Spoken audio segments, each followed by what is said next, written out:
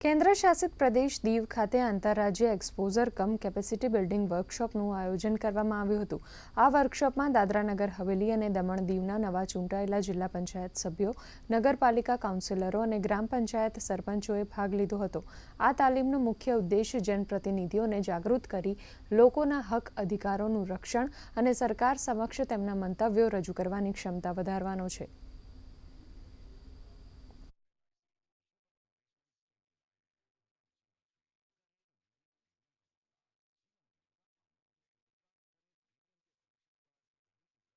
ये ऑनरेरियम राशि हमारे सभी district panchayat president, DMC president, इसके साथ ही साथ डीएमसी और एसएमसी के काउंसलर्स, उसके साथ ही साथ ग्राम पंचायत के सरपंच और सभी वार्ड मेंबर्स के लिए स्वीकृत कर दी गई है।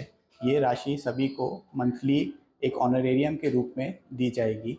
આજની તાલીમના મુખ્ય વિષયોમાં અમે જે ત્રણેય આપણા દીવનગર અને દમણ અને દાદરાનગર હવેલી છે તે પ્રશાસનના કાયદાઓ, પંચાયતના શું છે, ગ્રામસભા શું છે, ગ્રામસભાની ભૂમિકા, રચના, સરપંચ અને એના કાર્યો, જિલ્લા પ્રમુખશ્રીને સભ્યશ્રીઓની સમિતિઓ અને એના કાર્યો વિશે વાત કરી।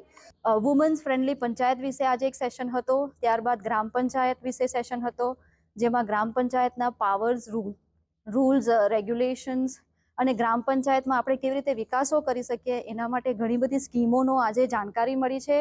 તો એ બદલ માનનીય પ્રશાસકનો ફરીથી એકવાર ખૂબ ખૂબ આભાર।